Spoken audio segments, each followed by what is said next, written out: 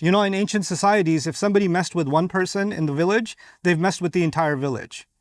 Because you don't see yourself as an individual. You're an inseparable part of a larger whole. And you're connected to those people through your father. Your father's actually, in a sense, the umbilical cord that connects you to your tribe, to your people, to your race, etc. And that's why in many societies in the world, there's this our father's legacy, right? Even in modern societies, European societies now, with the rise of fascism and the rise of, you know, ethnocentrism and racism, our forefathers, right? Or genetic purity. These conversations are now coming back all over again, right? Just when humanity thought it's too modern to go back to village thinking and too modern to go back to tribalism, we find ourselves with the most modern technology humanity has ever seen and the most tribal thinking humanity has ever seen, all at the same time, right? So humanity cannot evolve out of its fitrah.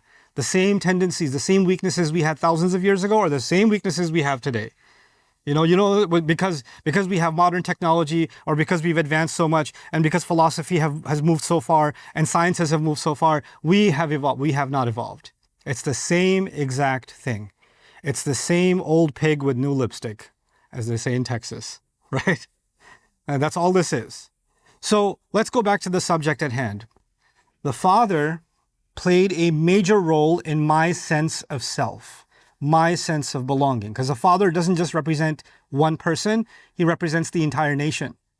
My connection to him, my connection to my people and to the world is through my father. That's the role that the father played.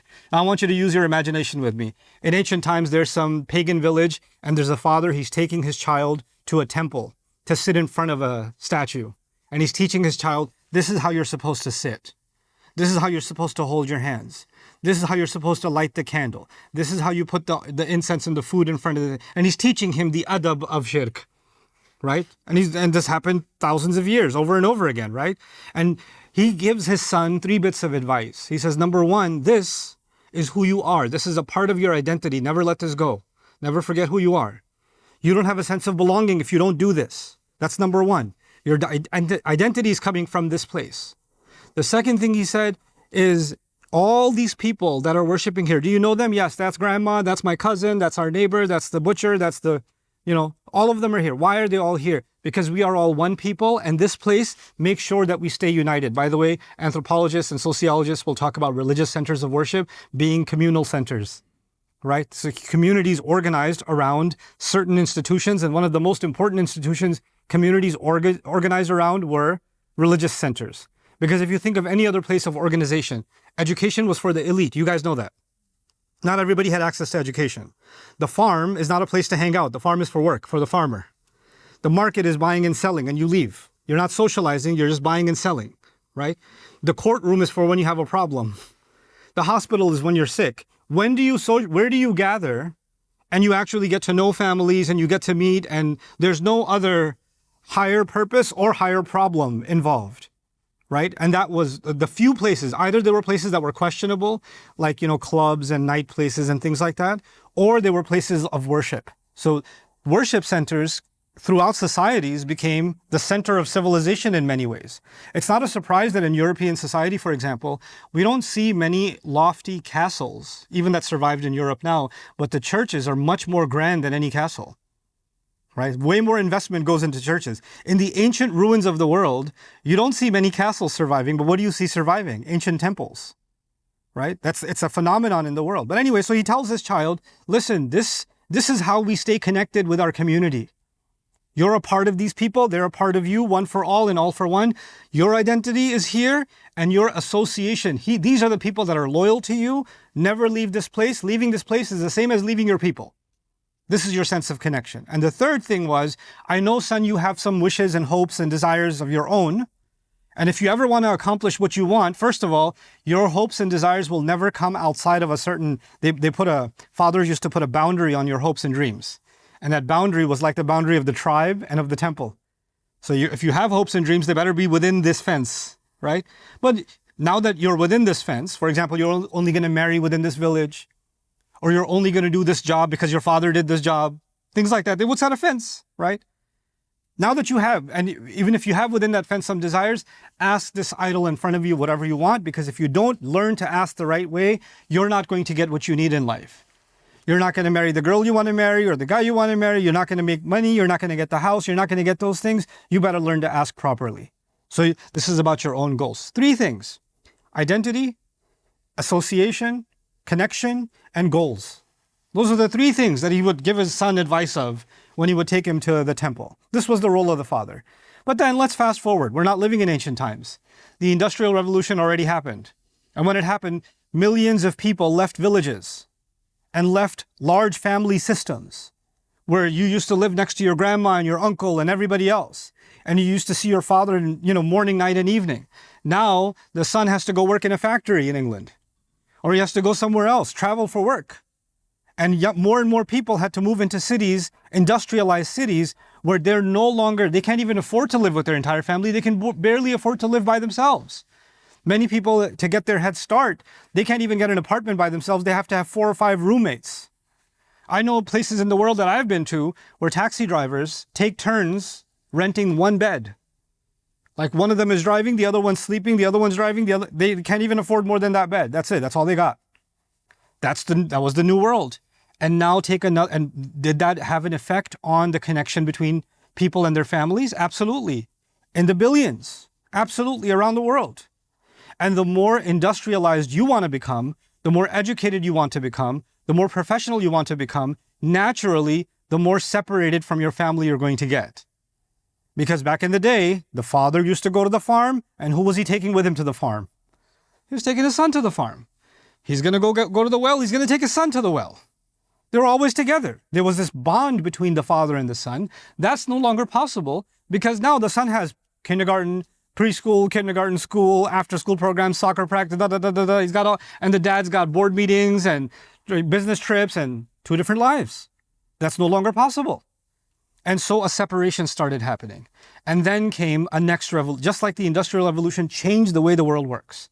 The same way, with the advent of social media, the world changed all over again. But this time it was even more dangerous. When young people move into cities, right? When they move and they're on a campus by themselves or in a big city by themselves, they don't have a mentor. They don't have a father figure.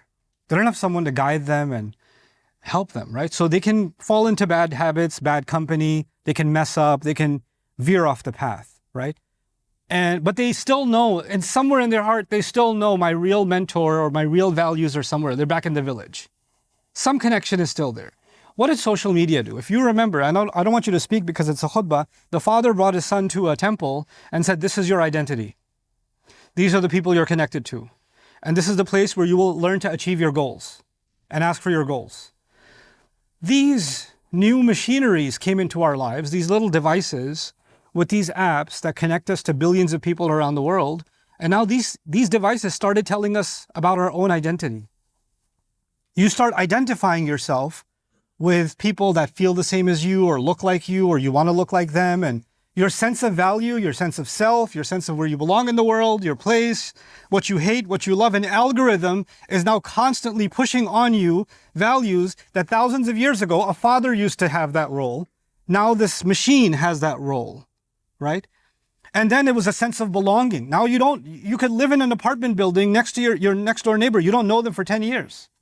Or the only time you know them is you made a little too much extra pizza or something and you don't want it to go bad. So you're like, fi sabilillah, leave it outside their door or something. But who are you connected to? Random people on a different continent.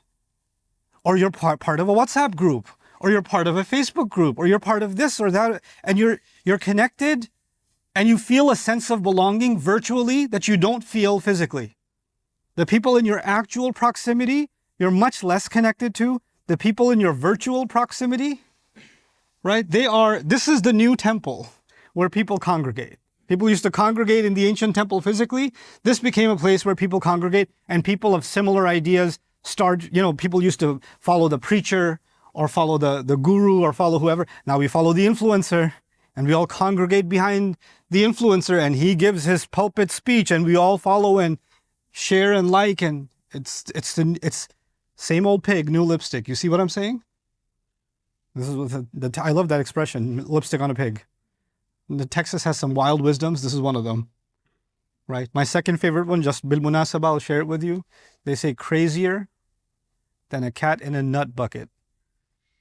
You wouldn't know what that means. That means that's a lot of nuts. This person's really nuts, right? Crazier than a nut bucket. I don't know what a cat's doing there, but okay. But regardless, the third item was you get what you want. If you commit yourself to this idol, you're going to get what you want. You're going to fulfill your desires. You know, one of the craziest statistics I saw recently that's happening in the United States is that less and less people are in actual relationships, even non-Muslims. They're not pursuing dating and, you know, intimate relationships. Forget marriage. They're not even dating. Less and less of them. And why is that happening? They're getting enough dopamine hits just from the swipes. And there are now studies of men having less testosterone in their bodies, you know, significantly, 40-50% less. 20-year-olds now having less testosterone than 60-year-olds used to have 30 years ago, 40 years ago. Like, you don't have to leave and you're going to get what you desire. Just sit in front of this. So let's use our imagination again. If somebody had a time machine and some child who just got this tarbiyah from his dad to show respect to the idol, traveled through time and got access to a young man and a young woman and follow them all day. And every 2 seconds, oh. Or they're leaving to the bathroom, and before they leave, oh, where's my phone? They would say, wow, we used to have to go to the temple and sit in front of the idol. These guys are so committed. They take their idol with them everywhere. They never let them go. And they don't let a few minutes pass until they pay their respects again. And they have such a connection to their idols. When they're in their idols, the world is happening, but they're just here. There's a baby crying over there. There's somebody yelling over here. But they're so connected. My God, this must be a really good God. This must be giving them everything they want. Because I used to go to the temple to get what I want, right? It's giving me everything I want, right? These companies that run these apps, they became the new fathers. And the apps themselves became the temples that they teach you how to sit in. That's what happened. When you read these ayat and you hear Ibrahim alayhi salam is coming to the people and saying, "Ma hadhihi at-tamathil allati antum laha akifun?" What are these statues that you're sitting in front of so dedicated? I used to wonder sometimes, why didn't Allah just say that you're doing sajda to them or you're worshipping them? He said akifun. You're familiar with i'tikaf, right? When you cut yourself off from everything and you dedicate yourself wholly in concentration and contemplation, and you're just lost from the world, you disappeared from the world, you entered a different world. That's the world of i'tikaf. Does that sound familiar? And do you need to go to the temple now to see people at tamathil allati antum laha akifun? These things that demand so much attention. And Ustad Na'man said my phone's the mushrik idol. No, that's not what I said. But I said, can it be? I'm asking myself and I'm asking all of you, can it be? What is our relationship with Allah? Let's ask ourselves that. Our relationship with Allah is one in which we ask Him, make dua to Him. We do dhikr of Him, we remember Him all the time, right? هُوَ الَّذِي أَضْحَكَ وَأَبْكَى. He makes us laugh, He makes us cry. That's what He says about Himself. He makes us. So there's an emotional relationship, laughing and crying. There's a remembrance. There's a seeking wisdom. We seek wisdom from Allah. We seek guidance from Allah, right? He teaches us what to do and what not to do. He dictates our culture. Does He give us a sense of identity? He gives us a sense of identity. Does He give us a sense of purpose? He gives us a sense of purpose, goals, objectives. Is it possible that this new machine, this machinery that we're caught in, is demanding that we do constant dhikr of it? Check how many views. Check if there's a new release. Check if there's a new constant dhikr. Does it even teach you to do da'wah of itself and share with a million others? Does it teach you to let your emotions be dictated by its mandates? Does it start impacting your sense of value, your sense of self, your sense of belonging, your relationship with others, your goals? What are your ultimate objectives? What do you want in life? Where is that starting to come from? You might see somebody else on this temple and you say, oh, I want that. And now your entire objective becomes based on comparison.